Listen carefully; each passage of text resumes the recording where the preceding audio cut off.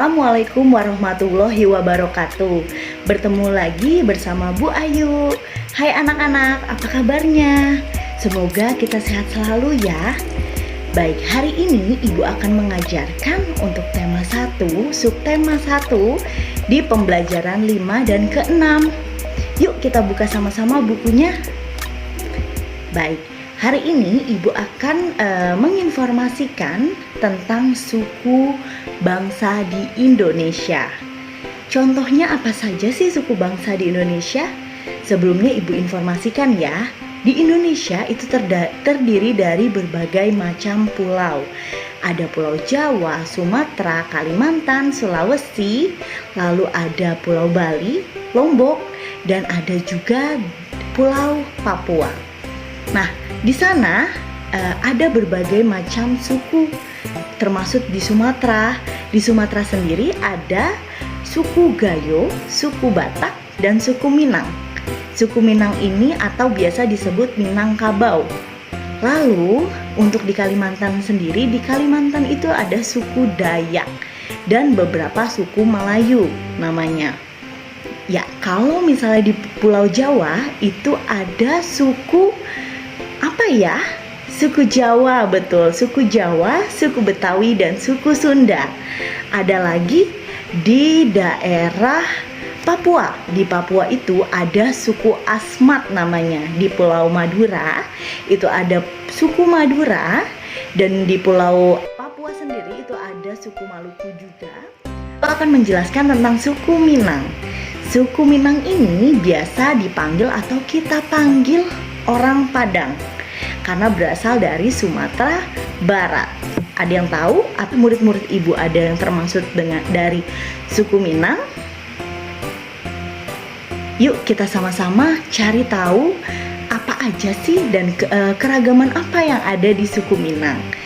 Baik, yang pertama, suku Minang ini berasal dari Sumatera Barat, tepatnya di Padang. Nah, mereka memiliki rumah adat yang rumah adatnya adalah rumah gadang. Rumah gadang ini banyak kita temukan di sekitar kita. Contohnya ada di rumah Padang atau rumah makan Padang. Coba besok siapa yang suka makanan Padang bisa dicek di sana apakah ada gambar rumah gadang di restoran tersebut. Selanjutnya ada alat musik tradisional. Alat musik tradisionalnya salah satunya adalah saluang. Saluang ini yang waktu itu kita pelajari, itu alat musiknya dari Sumatera Barat atau dari suku Minang. Ada juga talempong namanya. Talempong ini cara memainkannya adalah dipukul. Talempong ini berasal dari Kuningan seperti itu, dan nanti memainkannya itu dipukul. Lalu tari tradisionalnya ada tari piring. Lalu makanan khas suku Minang yang sangat terkenal di dunia adalah apa? Hayo tebak. Ya, rendang. Makan khas dari suku Minang adalah rendang. Anak-anak pasti tahu ya, rendang. Tahu kan rasanya seperti apa? Yuk kita cek lagi. Nah, karena banyak suku di Indonesia, jadi kita harus menerapkan sikap persatuan dan kesatuan. Apa sih Bu sikap persatuan dan kesatuan? Yuk kita pelajari. Pertama, yang di lingkungan rumahnya ya, bekerja sama membersihkan rumah. Siapa yang suka membantu ayah atau ibunya membersihkan rumah? Contohnya menyapu, membereskan tempat tidur. Lalu apalagi ya? Oh, membersihkan kebun, menyapu halaman. Siapa coba di sini murid Ibu yang senang membantu orang tuanya? Itu adalah contoh sikap persatuan dan kesatuan di lingkungan rumah. Ada juga di lingkungan sekolah. Di lingkungan sekolah ini berbagai macam lah piket. Kenapa Bu kok piket? Ya, karena piket itu adalah bekerja sama dalam membersihkan atau menjaga lingkungan sekolah. Bekerja samanya tidak mengenal agama atau ras atau suku bangsa. Jadi kita sama-sama dengan teman-teman kita yang beraneka ragam sukunya membantu membersihkan kelas agar bisa belajar lebih kondusif. Seperti itu. Lalu ada lagi di lingkungan masyarakat. Ayo, kalau di lingkungan masyarakat seperti apa? Ya, contohnya adalah siskamling. Ada yang tahu nggak siskamling apa? Siskamling itu biasanya ada di perkampungan atau di lingkungan masyarakat, gunanya untuk menjaga lingkungan. Jadi bergantian melakukan jaga malam. Lalu yang lainnya adalah ada gotong royong, bekerja bakti, itu juga termasuk di lingkungan masyarakat. Lalu apalagi ya, selain bekerja bakti ada juga membantu tetangga, membantu tetangganya bila tetangganya menghadapi kesulitan. Seperti itu. Jadi banyak ya contoh sikap persatuan dan kesatuan. Selanjutnya, yuk kita masih ingat tidak tarian Bungong Jumpa? Siapa yang masih ingat? Nah, sekarang ada kelanjutannya, ada gerakan F namanya. Gerakan F ini adalah di mana salah satu tangan ada di dada, lalu tangan satunya ada di kaki kalian atau di paha.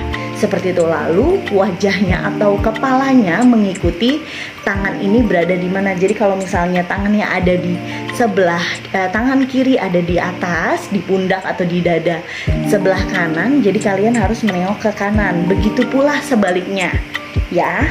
Nah, gerakan ini hitungannya adalah 4 kali 8. Lalu gerakan yang G. Wah, ini mudah. Gerakan yang G seperti ini.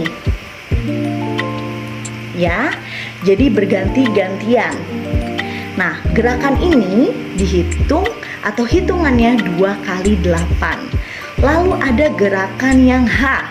Gerakan H ini adalah menepuk tangan ke depan, lalu di depan dada, lalu ke atas. Seperti itu. Itu hitungannya ada 4 kali 8. Lalu ada gerakan yang I yang terakhir, itu menyentuh lantai kanan dan kiri secara bergantian gerakannya 2 kali 8. Seperti itu ya. Tolong mengirimkan foto sedang menirukan gerakan-gerakan F, G, H, dan I ini dari tarian Bungong Jumpa atau artinya bunga cempaka. Seperti itu. Selanjutnya, nah ini yang terakhir, ibu memiliki tugas. Tugasnya tidak banyak, hanya sedikit saja. Yang penting kalian tetap semangat mengerjakan tugasnya ya. Pertama, tuliskan sukumu dan temanmu. Jadi ada 2. Satu sukumu, lalu satu lagi suku temanmu. Seperti itu. Serta keragaman dari suku tersebut.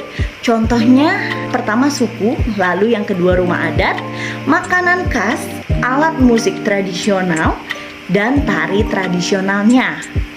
Nah, yang kedua, kemarin kan kita sudah beberapa kali mencari gagasan pokok dan gagasan pendukung. Saat ini, coba ibu ingin beri tugas. Apa sih bedanya gagasan pokok dan gagasan pendukung menurut kalian? Nah, yang ketiga ini adalah tuliskan masing-masing 2 kegiatan yang mencerminkan sikap persatuan dan kesatuan di lingkungan rumah, lingkungan sekolah, dan lingkungan masyarakat. Jadi masing-masing 2 ya. Kerjakan di buku tema tugasnya. Ya, kesimpulan dari pembelajaran hari ini adalah sebagai rakyat Indonesia atau lebih tepatnya sebagai siswa-siswi Indonesia itu harus menerapkan sikap persatuan dan kesatuan di lingkungan manapun, di lingkungan rumah, sekolah, dan di lingkungan masyarakat agar pertama, manfaatnya apa sih? Pertama, jika kita memiliki sikap persatuan dan kesatuan, pekerjaan itu menjadi lebih ringan karena dibantu banyak orang. Yang kedua, kita bisa menghargai budaya orang lain. Mohon maaf apabila ada salah-salah kata. Sampai jumpa di pembelajaran selanjutnya anak kelas 4B. Wassalamualaikum warahmatullahi wabarakatuh.